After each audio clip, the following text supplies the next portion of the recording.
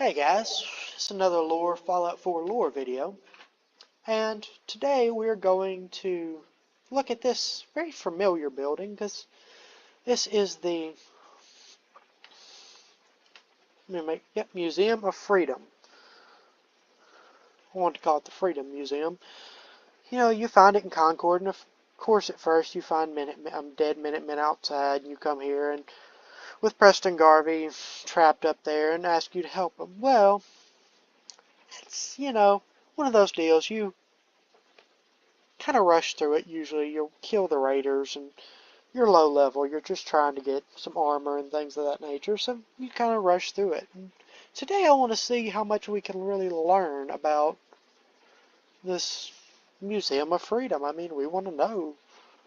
And so, we of course find the raiders' remnants, and we do find join or die posters. And actually, that's shown several times throughout this world. And we find knocked over skeletons of, some are dressed very normally, but some are dressed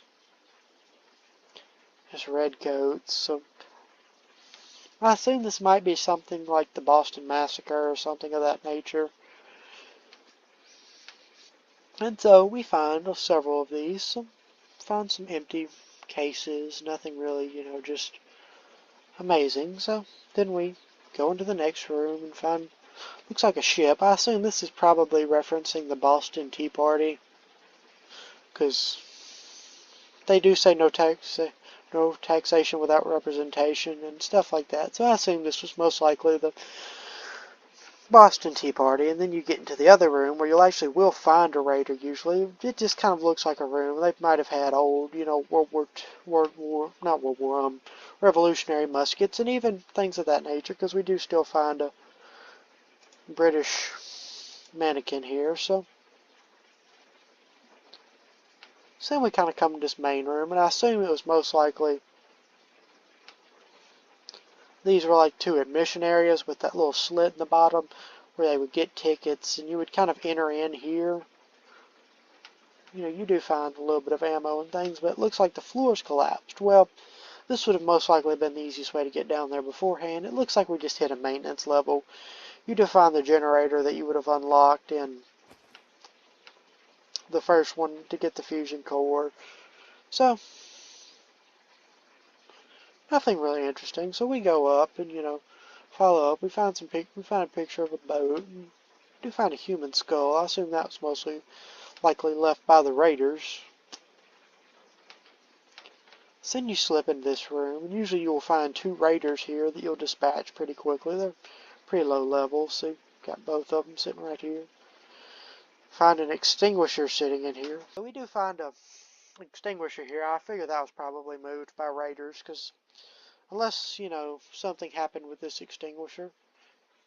So we really don't find anything else, just some chems and duffel bags and things of that nature, nothing interesting. But we do find a plaque and a very interesting mural. You see the Revolution and things of that nature. You see a man standing valiantly. You see World War I biplanes, and you'll see a, I would probably say World War II battleship. Then you see some planes coming over, B-29s, B-17s, some men with definitely World War II weaponry, a BAR, M1 Garand, M1 Carbine. We do find a tank, and it get to space exploration. We get to the powers armor. It looks like, I would assume, a Gatling laser.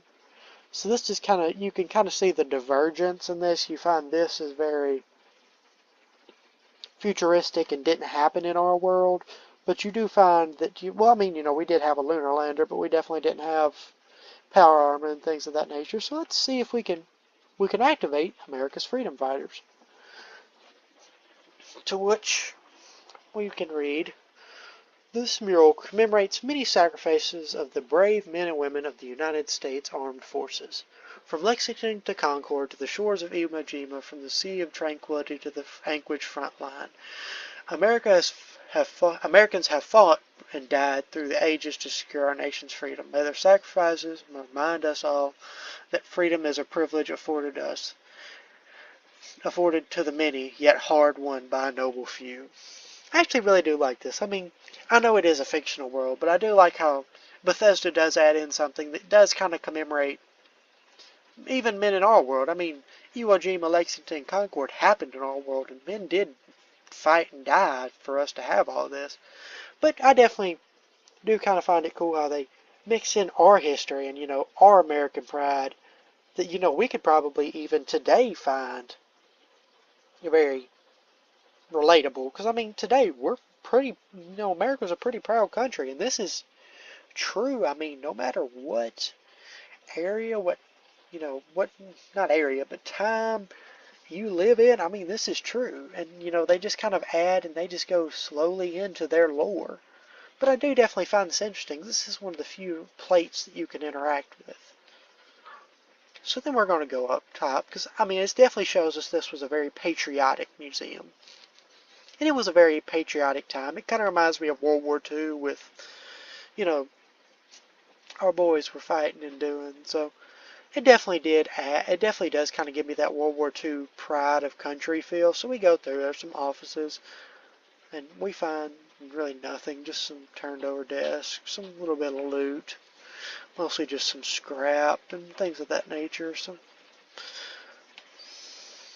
we're just going to kind of go through real quick, get what we want, and go on. Nothing really special in here. So we get out, and this hallway is, where you do find Preston Garvey and what was really pretty much left of the Minutemen. Step into the room, you find just probably main office or something with that main window right here. You can go out to the Commonwealth and do. Well, first we're going to use the Museum Operations Terminal. See their entries.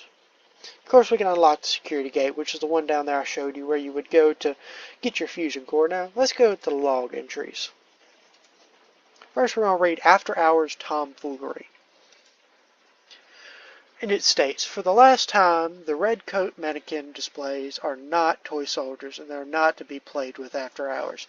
2 of them have scuff paint, and this morning one of the foot regiment's pieces was missing his arms. This sort of horsing around will not be tolerated. Anybody caught engaging in such behavior will be written up, docked an hour's pay, and charged for damages. Chief Curator Harold Nash. So we do find out that Harold Nash is the chief curator of this museum.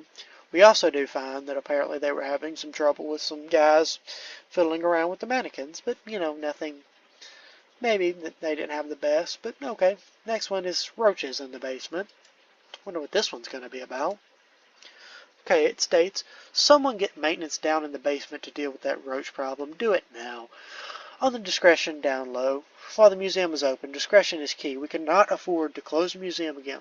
Nor is it acceptable for a child to find a cockroach in her hair as she's learning about the taxation without representation. The situation must be resolved immediately. Chief Curator Harold Nash. So we find out that they had a little bit of a roach problem, but we also find out one little bit of interesting.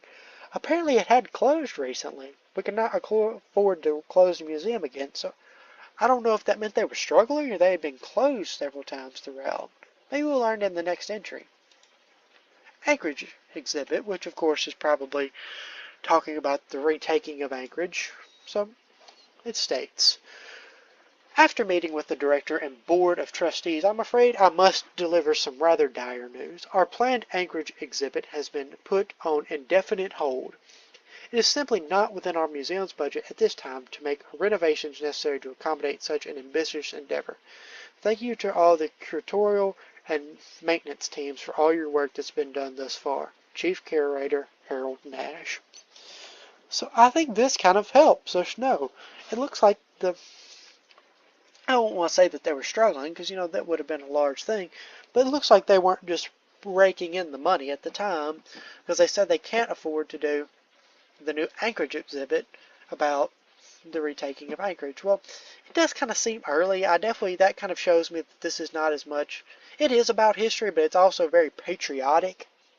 Because, the retaking of Anchorage didn't happen that long ago. I mean, it wasn't, D-Day wasn't put in museums the day after it happened. It wasn't like we got news of it and started putting it in museums. Now, it definitely is a museum-worthy thing, and it was amazing what happened there, but this definitely shows that this is more of a patriotic thing. You know, we're America, we can't be beaten. And at this time, America was very patriotic because in times where your country is threatened, I think that you become more patriotic, and that's kind of been shown in our own world. I mean, when they attacked us at Pearl Harbor, we were probably one of the most patriotic times in the world. When they attacked us at 9/11, we were very patriotic. And I think that kind of shows us these people are patriotic. They're showing history, but they want to show, again, America's America. And these men and women are dying for it. So anyway, without my little skit, we found one entry, October 23rd, 2077, Saturday. This date definitely shows us that this and this definitely show us that what we're about to read may not be a normal entry. Let's see. States, this is Megan Hayes. I'm a tour guide here at the Concord Museum of Freedom. I'm so scared. When everyone saw the flashes, they just left, even Mr. Nash. He just ran away and left me here, jerk. And then one of those army helicopters things crashed onto the roof. I saw the soldiers, but they looked freaked out. I just hid from them. I've only been in Massachusetts a month, and I don't really know anyone. I don't know where to go. I broke the lock on the curator's desk and took the gun. I'm going to hide in one of the rooms for a few days until things calm down. If somebody reads this, please come find me. But if you try to... That's all I'm actually finding. You know, usually when you click on it, it would go down, so...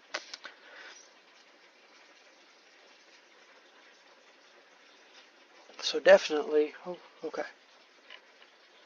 We don't find anything else, so... Unfortunately, this woman, I'm assuming this is probably a few days after the bombs dropped, but it was probably pretty close. I don't know if it was the exact day the bombs dropped or right after, but it was pretty close. So apparently this was most likely the curator's desk. I'm assuming he had a lock on it. It looks like she broke it, but as much as I hate to say it, it looks like she may have been caught by early raiders or even the military who by this time may have lost some morals and things of that nature and attacked the woman. This story definitely pulls on you a little bit because it makes you think about people who were just scared. I mean, bombs had dropped, the world was ending. What did you do? So she just grabbed a gun and hid because everything was turning into chaos. I mean, even her boss had left her, so what did she have to do? And these are definitely the stories that are definitely more, I would say, intriguing, but they're intriguing because they make you think about this fictional world in a serious way.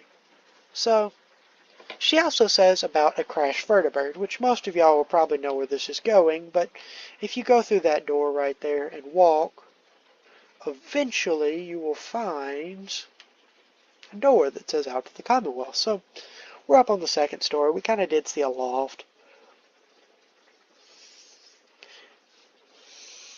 And so if some of y'all are kind of familiar, y'all probably know where I'm going with this, but in the first mission, this vertibird, you will find a T-45 power armor right here. You, of course, go get the fusion core for it. And we do find a Sergeant Michael Daly.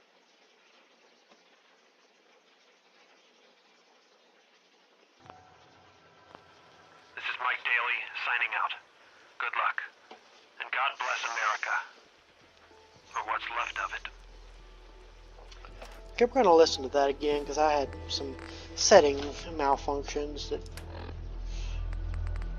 So we find the log. Personal log. United States Army Staff Sergeant Michael Daly. This past Saturday, October 23rd, while en route to West Stockbridge, a vertibird crashed into the roof of this museum. The cause? EMP following nuclear detonation. Several, in fact. From the intel I've gathered, this was a global event. The co-pilot was killed on impact. The pilot died of his injuries a day later. Day after that, Flaherty and Canaway were shot by some scared, desperate survivors. Then Brzezinski took off running. Haven't seen him since. Now, it's my turn to go AWOL, if that concept even applies anymore. My armor's fusion core is burned out, so I guess my soldering days are done. I'm heading to Boston, on foot, to see if my sister survived all this. She's got an apartment on Boylston Street. This is Mike Daly, signing out. Good luck. And God bless America. Or what's left of it. I definitely find this very interesting because it gives us it tells us who the person was who had that power, wore that power armor before we were in it. I mean, it makes you think this guy was just an old soldier. He was flying along, serving his country, and EMP blast happened. Now, the EMP blast part definitely surprised me because even I'm semi-knowledgeable about Fallout, and I actually did not know that there were several EMP blasts after the nukes. I knew that we had seen several vertibirds, but this explains why we have a lot of crashed vertibirds and things of that nature. Because there was an EMP, a lot of electronical devices were gone. I mean, this one I'm pretty sure was taken down by an EMP, and we learned that the co-pilot, which I assume would have been on this side, died directly from injuries. Now it looks like he would have taken the blunt of the blow, because this guy's kind of out, so he would have been pushed in, but this guy's basically right at the wall. But it definitely shows that, this guy's, I mean, this woman said she saw scared survivors, she saw scared soldiers, and can you really blame them? I mean, their whole country was gone. They had been knocked out of the sky by an EMP. Nukes were flying down from the sky. I mean, it was definitely probably an awestruck moment for everybody. But I definitely do find it interesting that we do get to know a little bit about the one who had the power armor before us, and I think it adds a little bit to kind of the meaning of you taking over that power armor, because you were in the military. You might have actually worn power armor, early stage power armor when you were in there. Now, we don't know much about his service. We don't know when he served. We don't know if he just got back from serving. With his child being so young, it's a possibility. If, he got back, had a child, and then this happened. But, I mean, we know the guy wasn't in the, everybody's assumed he wasn't in the service at the time of, now of course he most likely wasn't, but, we don't know leave or other things of that nature that could have happened that did make it to where he could have known this guy. I mean, I'm not gonna say like, they were best friends or something, but it could be a possibility that they'd met each other. Now, he doesn't say anything to even kind of hint this, but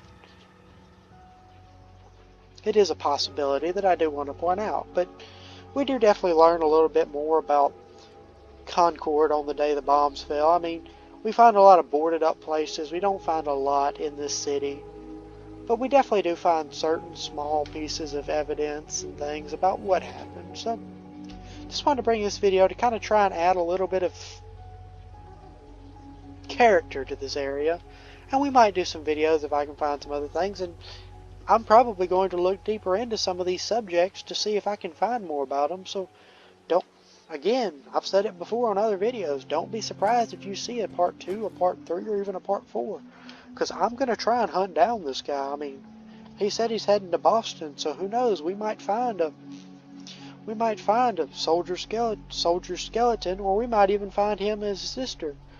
I mean, I doubt we'll find them alive, but we might find her apartment. We might find his destination. We might find her fate.